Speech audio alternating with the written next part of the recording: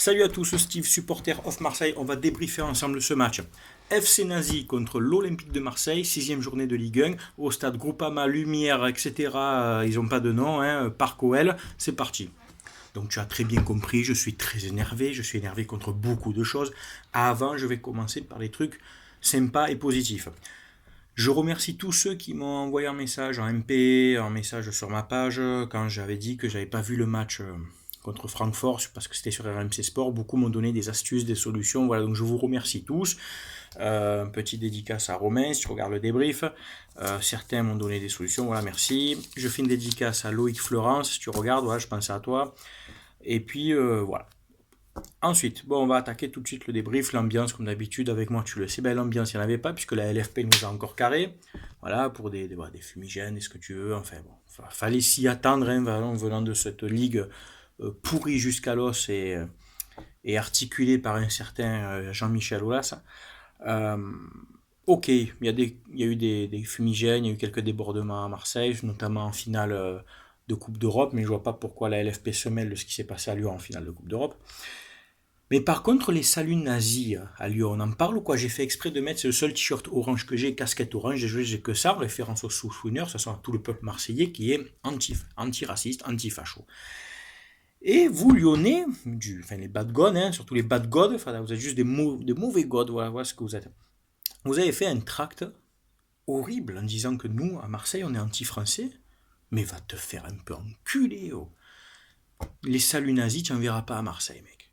Et être antiraciste et je vois pas en quoi c'est être anti-français, ça n'a rien à voir. Tu peux être français comme moi et ne pas cautionner le nazisme, tu vois, c'est un peu normal. Le nazisme tue, le fumigène non. Donc j'espère que la Ligue prendra aussi responsabilité et portera ses petites couilles au vu de toutes les images qu'on voit qui circulent depuis des années dans ce virage de merde, parce que oui c'est un virage de merde.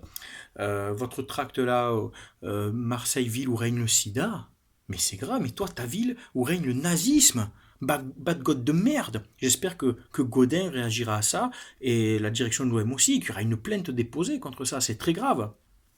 Enfin voilà, ça c'était le coup de gueule classique d'entrée en général. Désolé, c'était un peu long. Bon, j'ai mes notes. Alors ensuite, compo jeu.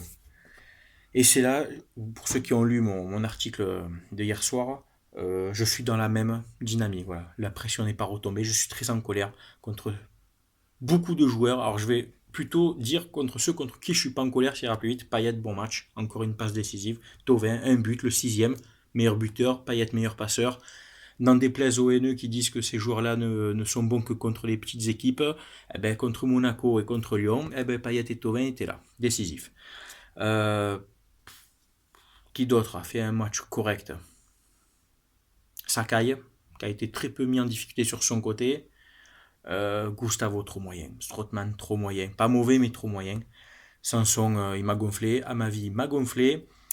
Et Ocampos aussi. Mitroglou, je ne vais même pas dire qu'il n'a pas eu de ballon. Il n'a pas eu de ballon. Vous allez me dire, oui, il n'a pas fait les appels, si, ça. Mais il était tout seul devant avec sa compo Flagada ou Garcia. On va attaquer tout de suite ta compo. Ou tu crois que tu vas faire le jeu à Lyon en 4-2-3-1. Ça ne marche plus, ça. Tu as voulu recruter Strootman.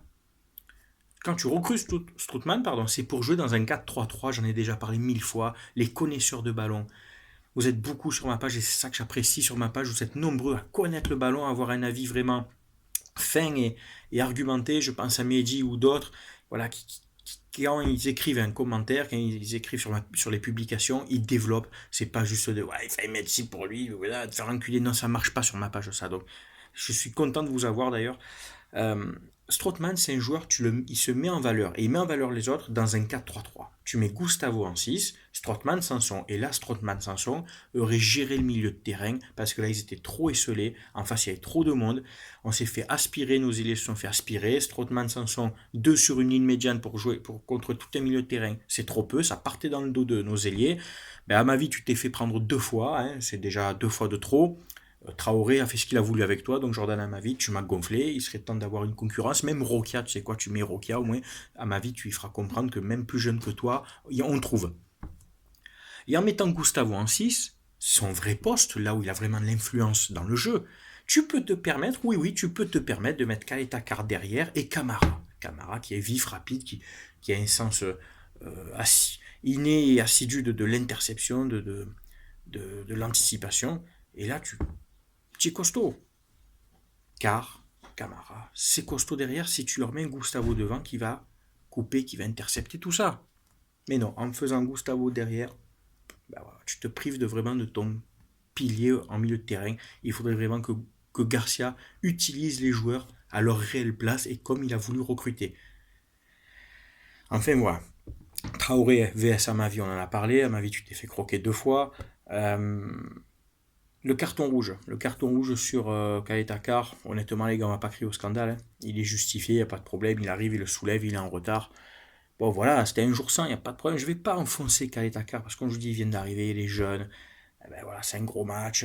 Pour moi, il était peu aidé au milieu de terrain. Il a subi les assauts de Lyon, qui ont très bien joué en contre. Fekir qui joue, comme dit Mehdi, que dans l'axe, donc ça sert à rien d'essayer de bloquer les ailes ou quoi. Il fallait se concentrer sur Traoré et Fekir. D'ailleurs, Memphis 3P là n'a rien fait. Le penalty sur Traoré. Bravo Traoré. Bravo Traoré pour ta simulation exagérée pendant 3 bonnes minutes où tu es resté au sol, ce qui a mis la puce à l'oreille, à, au mec dans le bus, là, la VR, qui a estimé que s'il était par terre, c'est qu'il y avait une raison. Donc ils sont revenus, effectivement, il y a un contact qui pour moi... Traoré était déjà en train de tomber quand il le touche, donc bon, ça se siffle ou se siffle pas, je ne veux pas scandaliser ça sur le moment. Parce que dans le jeu, tu peux le siffler, mais c'est la manière dont ça a été fait. C'est parce qu'il reste au sol que tu regardes la vidéo. Donc j'invite tous nos joueurs, au moindre contact, à rester au sol 4 minutes. Tu vois. Parce que les tirages de maillot animent, comme je parlais hier soir, les 2 tirages de maillot, là la VR n'est pas revenue, soi-disant le micro marchait pas, tu te fous de ma gueule, quoi. Donc la VR, c'est encore subjectif, c'est encore à l'interprétation du gars derrière la caméra. Donc moi, ce que j'aimerais, c'est qu'à chaque match de Ligue 1, un délégué, un représentant des 2 clubs, soit dans le bus avec ces mecs-là, pour dire voilà, hop, mais regardez, par exemple le tirage de maillot, par exemple là, la faute, bon, ok, il y a faute, ok, on constate les 2 délégués de club, vous constatez la faute, oui, on constate, eh ben là, oh, le tirage de maillot, tu vas pas appeler ton collègue l'arbitre? Et là, tu le constates. C'est trop facile dans un bus quand tu es entre arbitres, dont certains, on le sait très bien, qui peuvent pas nous saquer. Et quand tu as déjà Fredo dans le bus, ou des Clément Turpin et autres, c'est perdu d'avance. Encore que l'arbitrage hier soir n'a pas été très défavorable, on ne va pas se cacher derrière ça, parce que je m'attendais à pire venant de Turpin. La faute sur Payet en première mi-temps de Diop méritait peut-être plus qu'un jaune, parce qu'il arrive derrière et ne joue absolument pas le ballon, il fait très mal. Dans d'autres matchs, on a vu des cartons rouges pour ça. Et surtout, quand Fekir attrape Kaetakar ici, la VR peut intervenir aussi. Il y a une commission de discipline, j'espère qu'il y aura quelque chose aussi. Donc voilà, tout ça fait que c'est assez agaçant, c'est un cumul. Alors, c'est un cumul de notre mauvais match, hein, on ne va pas se cacher derrière l'arbitrage. Il y a un fait de jeu bon, assez moyen, mais qui ne change pas grand-chose du match. Mais c'est un ensemble, c'est cette ambiance à Lyon de nazi, c'est la LFP qui empêche nos ultras de se déplacer, c'est Garcia qui me gonfle avec son 4-2-3-1 qui ne marche plus, surtout contre les grosses équipes qui ne marchent plus. À Monaco, on n'a pas gagné en 4-2-3-1. Revoyez la compo en fin de match. Là, à 3-1, tu fais sortir Mitroglou, d'accord, pour faire rentrer Germain. Tu fais du poste pour poste, quoi. Après, tu fais rentrer NJ, c'est bien, qui se blesse derrière. Qu'est-ce qui se passe, quoi? Enfin, qu'est-ce qui se passe? C'est assez agaçant. Voilà, moi, je suis énervé contre Garcia. Oui, j'assume mes propos. Avec Garcia, le fond de jeu est très pauvre. Il n'y a pas de culture tactique. On gagne nos matchs sur l'exploit à chaque fois individuel, des Payet, des Thauvin, d'un Ocampos. Mais le fond de jeu, pour moi, est très pauvre. Il n'y a pas vraiment d'identité de jeu de Garcia. Je suis désolé. Alors vous allez me dire, ouais, l'année dernière, on finit 4e, finale d'Europa League. Oui, est-ce que réellement, on s'est régalé sur l'ensemble de la saison des matchs de Garcia? Est-ce qu'il y avait un jeu léché? Est-ce qu'il y avait un jeu où on joue euh, dans la verticalité avec des permutations, des jeux en triangle, ça combinait? Non, c'est toujours sur un centre, l'exploit individuel, ou voilà, c'est tout. C'est toujours 2-3 joueurs qui te font la différence devant. C'est presque toute proportion gardée, un jeu à la Didier Deschamps. Sauf que Didier Deschamps, lui, il arrive à pas prendre de but. Il ferme derrière. Nous, on prend 11 buts en 6 matchs. C'est presque 2 buts par match. Ça, c'est plus vu depuis la saison 86. On ne gagne plus à Lyon depuis 2007. Bon, j'enlève ce match-là où je vous dis on ne mérite pas de gagner, mais il y a des années où on s'est bien fait piner par l'arbitrage. Donc, quand j'entends dire ça fait 11 ans que vous ne gagnez plus à Lyon, bon, il y a au moins 4-5 fois où tu nous as bien niqué quand même. Hein.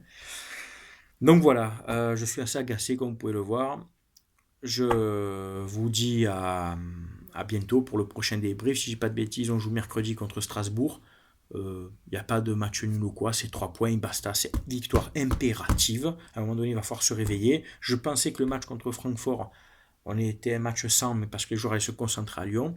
Les joueurs étaient peut-être concentrés, mais pour moi, les joueurs n'étaient pas placés au bon endroit. En résumé, la compo n'était pas bonne. Et Garcia, il faudrait peut-être qu'il voie se remettre en question parce que j'ai l'impression qu'avec cet entraîneur, on ne passera pas réellement un palier, quoi. Voilà, on ne passera pas un palier. Ça va être compliqué en Europa League en jouant comme ça. Contre Paris, il ne faudra pas espérer faire grand-chose en jouant comme ça. Il va falloir peut-être revoir un peu ton système de jeu, Rudy. Hein, voilà. Bonne semaine quand même tout de même à tous. Portez-vous bien et on se dit à bientôt. Ciao tout le monde.